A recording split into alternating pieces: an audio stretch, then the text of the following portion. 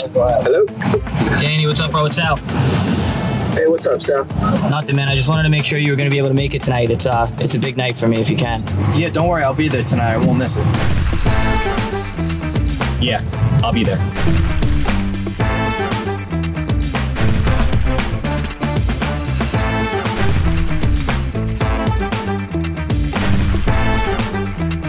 I'm going to be there in a little bit.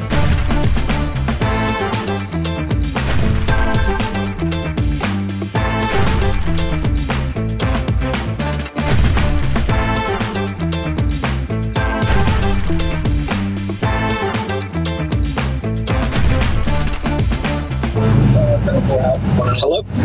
Danny, I'm running late, bro. I'm going to be there as soon as I can. Just have them lead me in, and I'll get you as soon as I get there. You'll know. Yeah, no problem. I just been, been here for like 20 minutes.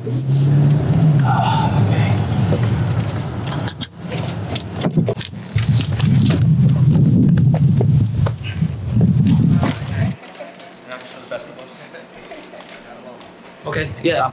I'm going to be here for like a half hour, and then as soon as I'm done, I'll give you another call back. Is that all right? Come on, wait for you. Today, we're going to hear from someone who has been affected about as deeply as anyone can be. He lost his whole entire adolescence to the same thing that all of us are here for today. Today, Sal Rizzolo of Cardinal Financial will be telling his story.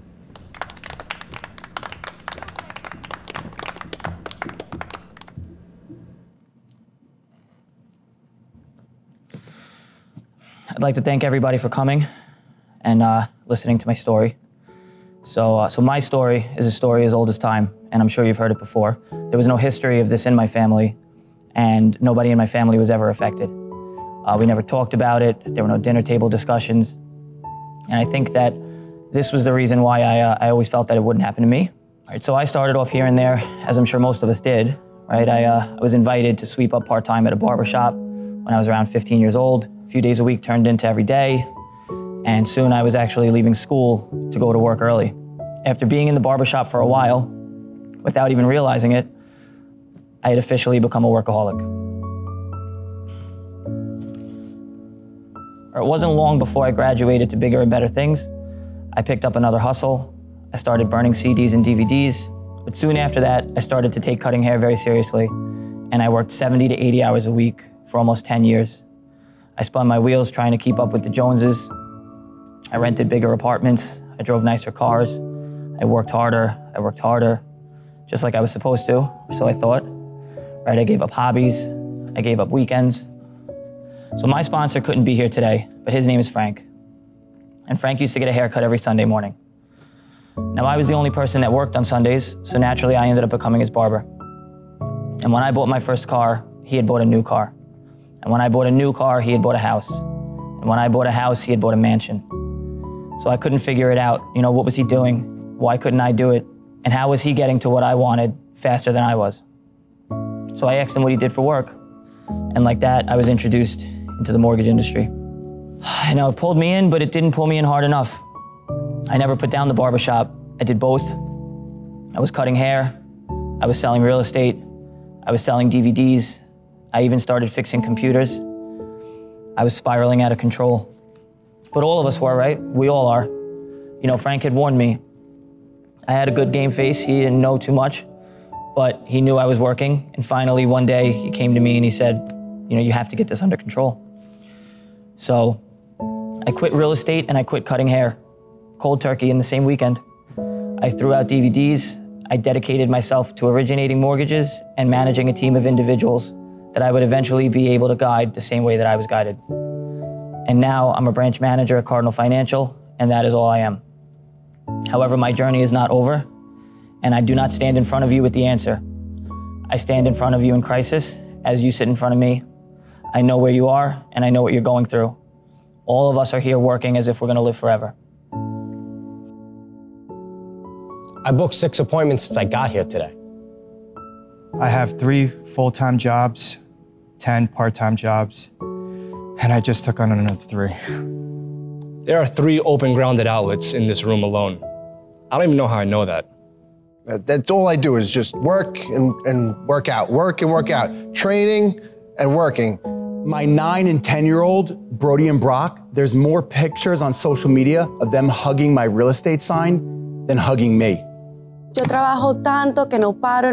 La última vez que fui al cumpleaños de mi hijo, él tenía 3 años y ahora tiene 9 años. No sé qué hacer. I worked 174 hours last week. There's only 168 hours in a week. I went into labor with my 8th child at a closing, and I stayed till the closing was over. And that is a true story. I'm not even sure if I'm supposed to be here. So I got a 1-year-old daughter, and the other day she asked me, can I get my license? I want to join your team. And then my wife's telling me, can we watch some TV? You never have time for me. Nothing. I'm 42 years old. I'm not married. I don't have any kids. Hell, I don't even have a TV. Am I done? Can I go back to work now? And with that, I'd like to actually introduce you guys to our newest member of the meeting. His name is Yama Karimi. Yama, thank you for coming. So many of you might not know, but Yama has actually, is originally started, he had a regular job at an airport, and as of recently, he's been working 12 to 14-hour days every day. But that's because you're my boss. So when Yama started working, it wasn't like this, but now I call him at 9 o'clock at night, and he's just always at the office. But that's because you leave at 4. Yama, and my heart breaks for him. If you... You're clearly not ready to be here. Just a round of applause for Yama, everybody. Yama. Go back to the office. All right, so in conclusion, I think that we're all lucky to be surrounded by so many people that have shown us what it means to capitalize on the fruits of our labor. We all have to enjoy ourselves while we still have time, and this is why I expect to see all of you at our first annual Workaholics Anonymous party. Thank you for... What? Dude, WAP? What? You can't do that. Okay, I had Networkaholics Anonymous. We do Networkaholics Anonymous. NWA. You're for real?